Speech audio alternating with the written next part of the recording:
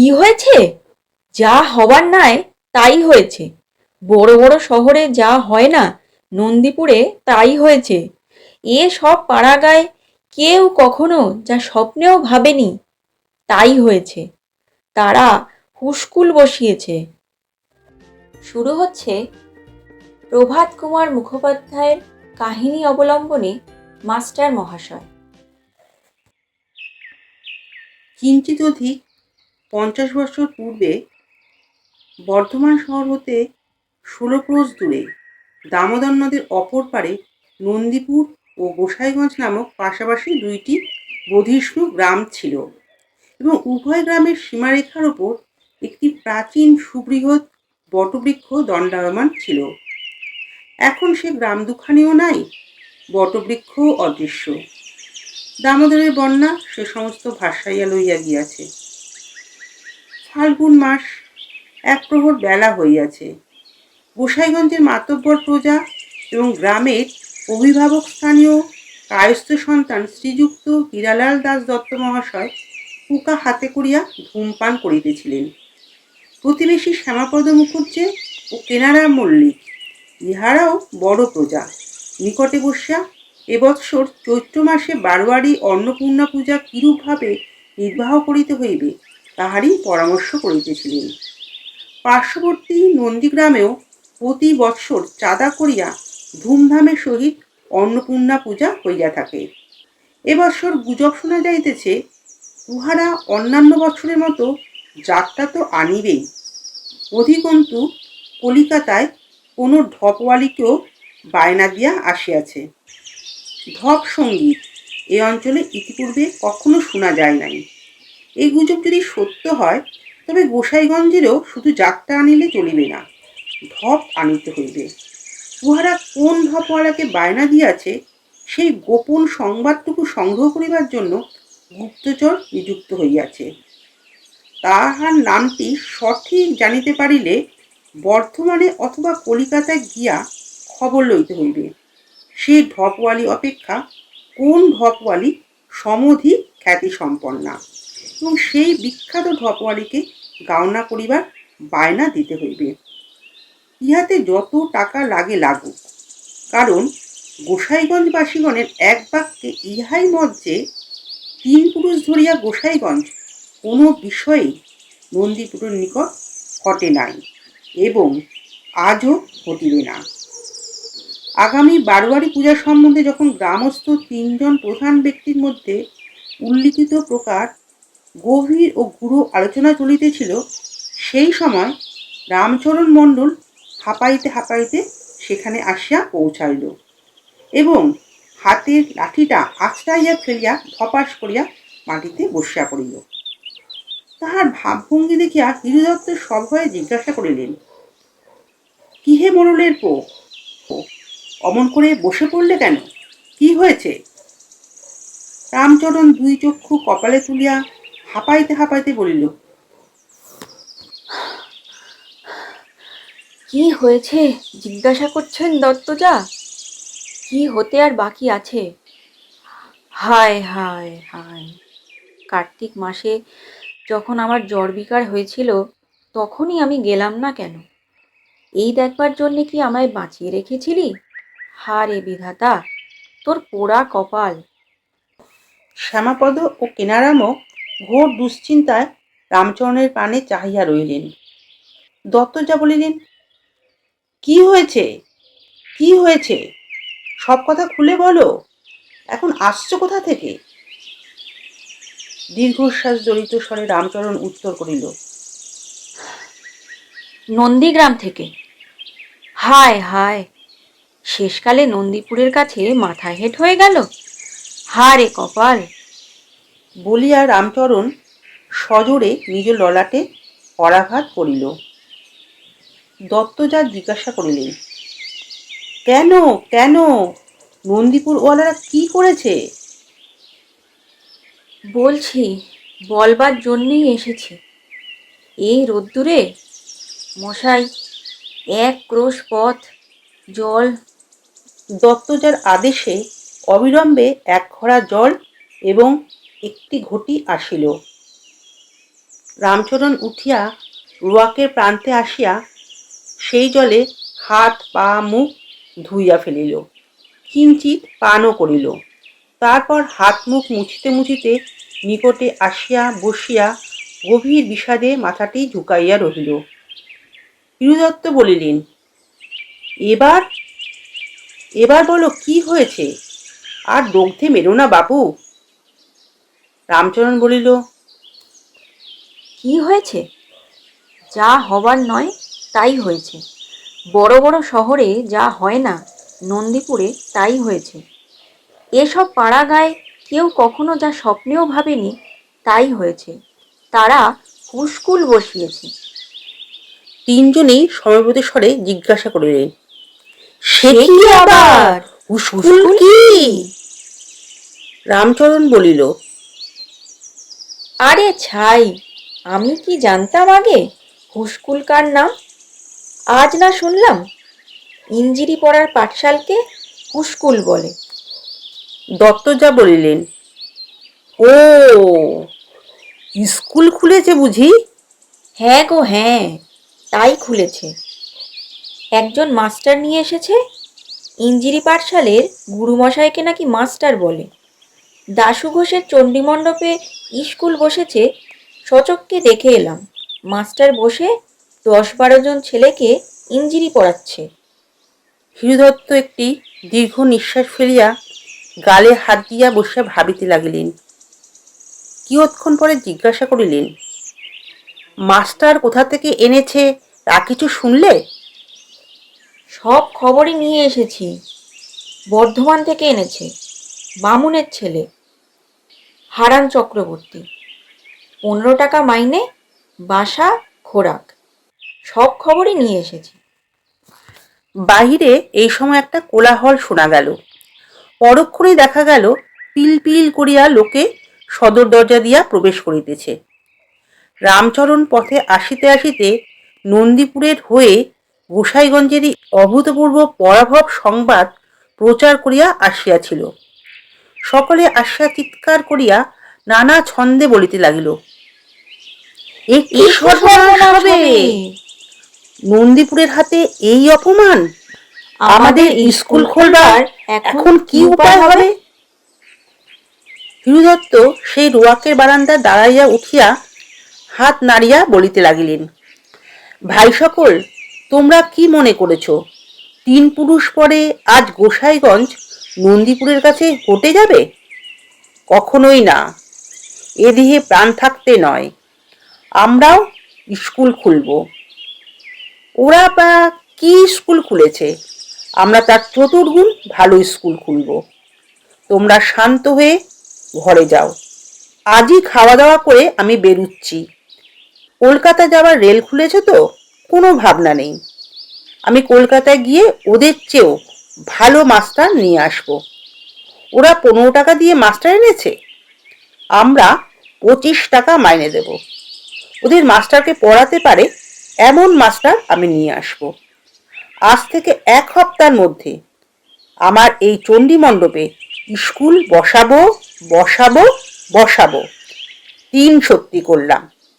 এখন যাও, তোমরা বাড়ি যাও, স্নানাহার করোগে। জয় গোসাইয়ের জয়, জয় হিরুদত্তের জয়। সন্ন্যাসী চিৎকার করিতে করিতে তখন সেই জনতা প্রস্থান করিল।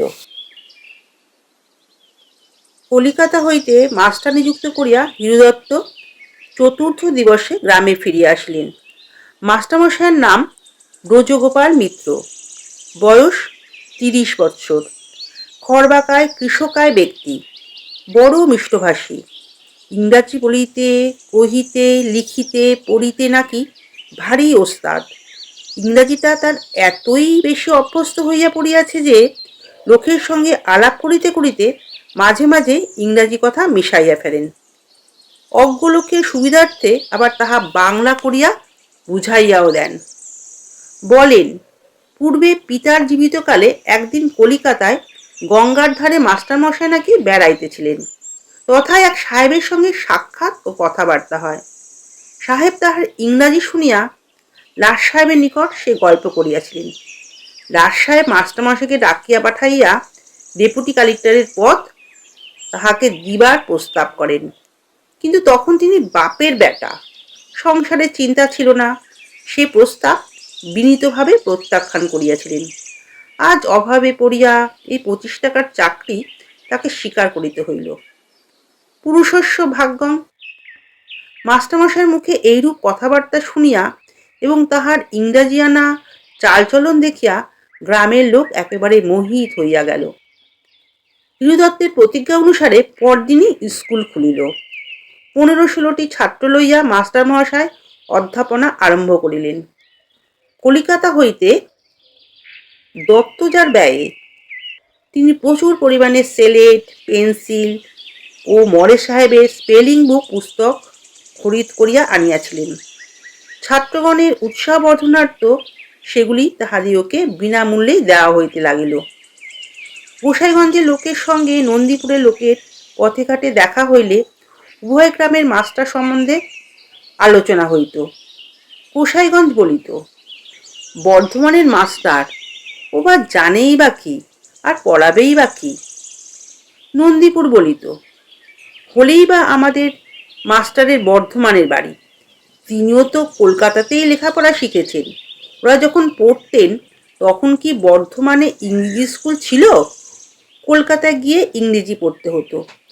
যথাসময়ে উভয় গ্রামে বারোয়ারি পূজার উৎসব আরম্ভ হইল। উভয় গ্রামের লোকদিওকে প্রতিমা দর্শন, প্রসাদ ভক্ষণ, যাত্রা ও ঢপ সঙ্গীত শ্রবণের নিমন্ত্রণ করিল। এই উপলক্ষে উভয় মাস্টারের দেখা সাক্ষাৎ হইয়া গেল এবং সভাস্থলে প্রকাশ পাইল উভয়ে পূর্বাবধি পরিচিত। পূজান্তে গোসাইগঞ্জে একটা কথা শুনিয়া বড়ই উদ্বিগ্ন হইয়া উঠিল। নন্দীপুরের মাস্টার নাকি বলিয়াছেন, ওই বেজা বুঝি ওদের মাস্টার হয়ে এসেছে। তা একদিন জানতাম না, ওটা তো মহামূর্খ। ছেলেবেলায় কলকাতায় আমরা এক ক্লাসে পড়তাম কি না? আমরা যখন সেন বুক পড়ি সে সময়ও স্কুল ছেড়ে দেয়। তারপর আর তো ইংরেজি পড়েনি। বড়বাজারে এক মহাজনের আড়তে খাতা লিখত, মাইনে ছিল 7 টাকা। গেল বছরও তো কলকাতায় ওর সঙ্গে আমার দেখা হয়, তখনও তো ওই চাকরি করছে। গোসাইগঞ্জবাসীরা ব্রজমাস্টারকে আসিয়া জিজ্ঞাসা করিল, এ কি শুনছি? ব্রজমাস্টার এ প্রশ্ন শুনিয়া হাহা করিয়া হাসিয়া উঠিলেন, বলিলেন, একেই বলে কলিকাল। সেকেন্ড বুক পড়ার সময় আমি স্কুল ছেড়ে দিয়েছিলাম না ওই ছেড়ে দিয়েছিল? হয়েছিল কি জানো না বুঝি? মাস্টার ক্লাসে রোজ পড়া জিজ্ঞাসা করত, ও একদিনও বলতে পারতো না। আমায় জিজ্ঞাসা করতেই আমি বললাম। মাস্টার আমায় বললে, দাও ওর কান মোলে। আমি কান মোলে দিতেই ওর মুখ চোখ রাগে রাঙা হয়ে গেল। ও বলতে লাগলো, আমি হলাম বামুনের ছেলে, ও কায়েত হয়ে কিনা আমার কানে হাত দেয়। সেই অপমানে ওই তো স্কুল ছেড়ে দিল। আমি তারপরে 5-6 বছর সেই স্কুলে পড়ে একেবারে লায়েক হয়ে তবে বেরোলাম। অতঃপরে গোসাইগঞ্জের লোক নন্দীপুর কর্তৃক ব্যক্ত এই অপবাদের প্রতিবাদ করিতে লাগিল। অবশেষে হারান মাস্টার বলিল, আমরা স্কুলে যে মাস্টারের কাছে পড়তাম তিনি আজও বেঁচে আছেন। গোসাইগঞ্জ থেকে তোমরা দুজন মাতব্বর লোক আমার সঙ্গে চলো তার কাছে। তাকে জিজ্ঞাসা করে দেখো কার কথা সত্যি কার কথা মিথ্যে। এ কথা শুনিয়া ব্রজমাস্টার হা হা করিয়া হাসিয়া বলিল, হ্যাঁ, এই কথা বলেছে? ও সব তো বিলকুল ফলসো, মিথ্যে কথা। সেই মাস্টারের কাছে নিয়ে গিয়ে ভজিয়ে দেবে? তিনি কি আর বেঁচে আছেন? গেল বছরের আগের বছর তিনি যে হেভেন, স্বর্গে গেলেন। তাঁর শ্রাদ্ধে আমি ইনভাইট, নেমন্তন্ন খেয়ে এসেছি, বেশ মনে আছে। আমাকে বড্ড ভালোবাসতেন যে, একেবারে সন ইকুয়েল, পুত্রতুল্য। তার ছেলেরা আজও আমায় বেজোদাদা বলতে ইগনোরেন্ট, অজ্ঞান। উভয় মাস্টারের পরস্পরের প্রতি এই তীব্র অপবাদ প্রয়োগের ফল এই হইল, উভয় গ্রামই স্ব মাস্টারের অসাধারণ পাণ্ডিত্য সম্বন্ধে সন্দিহান হইয়া উঠিল। অবশেষে স্থির হইল, কোনো প্রকাশ্য স্থানে দুজনের মধ্যে বিচার হোক, কে কাহাকে পরাস্ত করিতে পারে দেখা যাও।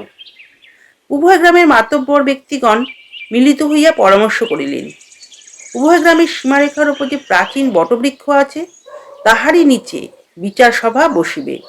কিন্তু উভয় গ্রামের লোকেই ইংরাজিতে সম্পূর্ণ অনভিজ্ঞ, সুতরাং যাহাতে জয় পরাজয় সম্বন্ধে কাহারও মনে কিছুমাত্র সংশয় না থাকে, এমন একটি সরল বিচার প্রণালী স্থির করা আবশ্যক। উভয় গ্রামের সম্মতিক্রমে স্থির হইল যে মাস্টারেরা পরস্পরকে একটি ইংরাজি কথার মানে জিজ্ঞাসা করিবে, অপরকে তাহার মানে বলিতে হইবে। যদি উভয় বলিতে পারেন তবে উভয়ে তুল্য মূল্য। একজন অন্যকে ঠেকাইতে পারিলে তিনি জয়পত্র পাইবেন। বিচারের দিন স্থির হইল, আগামী বৈশাখী পূর্ণিমা, স্থান উপরিউক্ত বটবৃক্ষ তল, সময় সূর্যাস্ত। ধার্য দিনে সূর্যাস্তের পূর্বেই গোসাইগঞ্জের মাতব্বর ব্যক্তিগণ ব্রজমাস্টারকে সঙ্গে লইয়া বটবৃক্ষ অভিমুখে শোভাযাত্রা করিলেন। তাহাদের সঙ্গে ঢাক, ঢোল, কাড়া, নাগাড়া প্রভৃতি বাদ্যকরগণ আছে এবং এক ব্যক্তি একটা বৃহৎ রামশিঙ্গা লইয়া চলিয়াছে। ঈশ্বরের ইচ্ছায় যদি জয় হয় তবে ঢাক ঢোল বাজাইয়া আনন্দ করিতে করিতে গ্রামে ফিরিয়া আসিতে হইবে। পথে যাইতে যাইতে ব্রজমাস্টারের পার্শ্ববর্তী ব্যক্তিগণ বলিতে লাগিলেন, কিহে মাস্টার, মুখ রাখতে পারবে তো? বেছে বেছে খুব শক্ত একটা কিছু ঠিক করে রাখো, হারান মাস্টার যেন কিছুতেই তার মানে বলতে না পারে। ব্রজবাবু বলিলেন, আপনারা ভাবছেন কেন? দেখুন না কি করি। এমন কোশ্চেন জিজ্ঞাসা করব যে তা শুনেই হারান মাস্টারের আক্কেল গুড়ুম হয়ে যাবে, মানে বলা তো দূরের কথা। দত্তজা বলিলেন, দেখো ভায়া, আজ যদি মুখ রাখতে পারো তবে তোমার 5 টাকা মাইনে বাড়িয়ে দেব। কেউ স্পষ্ট না বলিলেও ব্রজমাস্টার ইহা বিলক্ষণ জানিতেন যে আজ যদি তার পরাজয় ঘটে তবে এই গ্রাম কল্লই তাকে ত্যাগ করিয়া যাইতে হইবে। সূর্যাস্তের কিঞ্চিত পূর্বে গোসাইগঞ্জের দল বটবৃক্ষতলে উপনীত হইল। সব, মাদুর, শতরঞ্জি প্রভৃতি বাহকেরা তৎপূর্বেই আনিয়া নিজ গ্রামের সীমারেখার নিকট সেগুলি বিছাইয়া রাখিয়াছে। দূরে পঙ্গপালের মতো নন্দীপুরবাসীগণ আসিতেছে দেখা গেল। তাহাদের সঙ্গেও সব, মাদুর প্রভৃতি ও ঢাক ঢোল ইত্যাদি আসিতেছে। ক্রমে নন্দীপুর আসিয়া নিজ সীমানার নিকট সব মাদুর বিছাইয়া বসিয়া গেল। উভয় গ্রামের নেতৃস্থানীয় ব্যক্তিগণ সম্মুখে বসিয়াছেন, মধ্যে 2-3 হাত মাত্র খালি জমি।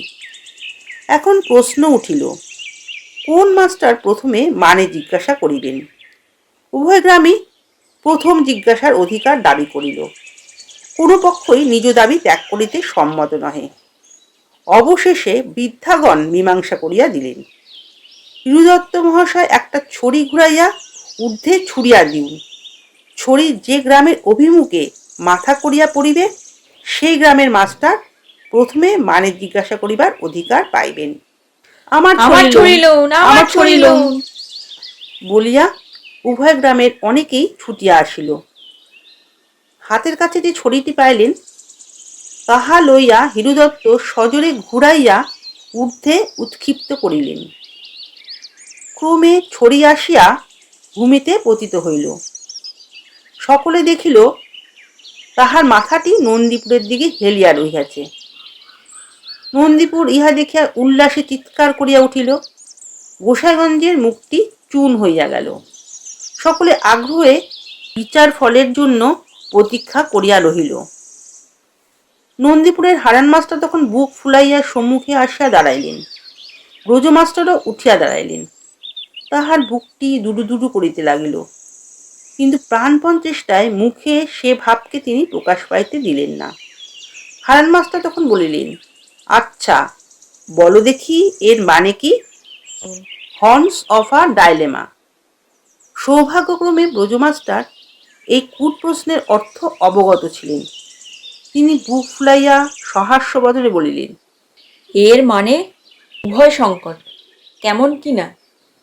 পেরেছে পেরেছে, পেরেছে, পেরেছে, আমাদের মাস্টার পেরেছে।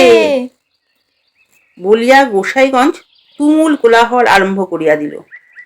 দলপতিগণ অনেক কণ্ঠে তাহাদের থামাইলেন। এখন ব্রজমাস্টারের প্রশ্ন জিজ্ঞাসার পালা আসিল। ব্রজমাস্টার উঠিয়া দাঁড়াইয়া বলিলেন, শোনো হারানবাবু, আমি তোমায় কোনো কঠিন প্রশ্ন করতে চাইনি, বরং খুব সহজ দেখেই একটা জিজ্ঞাসা করব।